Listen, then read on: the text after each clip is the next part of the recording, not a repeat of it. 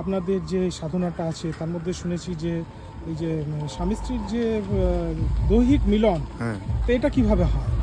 না ওটা কিছু জিনিস আছে এটা কিছু গোপন তো তো গুরুর কাছে শিক্ষা রয়েছে। ধরুন সবসময় যে আমাদের সংসার কী করে যে কোনো টাইম হতে পারে, কিন্তু বৈষ্ণব সাধনায় যে কোনো টাইমে যে কোনো সময় হতে পারে না। তাদের হতে পারে, তাদের নিয়ম নক্ষত্র কিছু আছে, গুরুর নির্দেশ আছে। যেমন কিছু গান আছে বলেছে, মায়া নদী কেমনি যাবি বাইয়া, রোগীলা দেশে নাইয়া, মায়া নদী কেমনি যাবি বাইয়া, 8 ইঞ্চি নদীর দিক হাউস কাটা মাপে ঠিক, 4 আঙুলে যাবে পাড়ি দিয়া।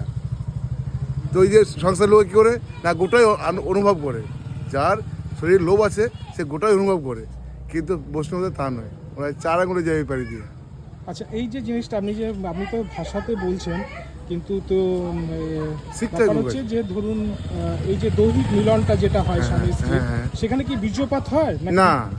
আচ্ছা, সেইটা একটুখানি খুলে বলুন তো। না। তখন কিভাবে সে সংযম করে?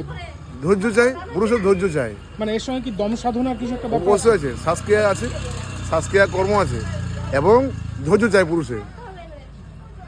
তার ধৈর্য চাই। যখন সে একটা গুরু আশ্রয় হবে তখন সে কেন নিয়মটা অগ্রহণ করবে? সে তো একটা আইবর জীবনে বা বিবাহিত জীবনে যখন হয়েছিল সে তো আনন্দ করে নিয়েছে। যখন কোনো গুরু আশ্রয় হচ্ছে তখন তো নিয়মকরণ মানতে হবে। হ্যাঁ, সেটা বুঝলাম, কিন্তু সে তো তখন তো তার দৈহিক মিলন হচ্ছে, কিন্তু সে বীর্যপাত করছে না, মানে শক্তি ক্ষয় হচ্ছে না, এক কথায় বলতে গেলে। হ্যাঁ।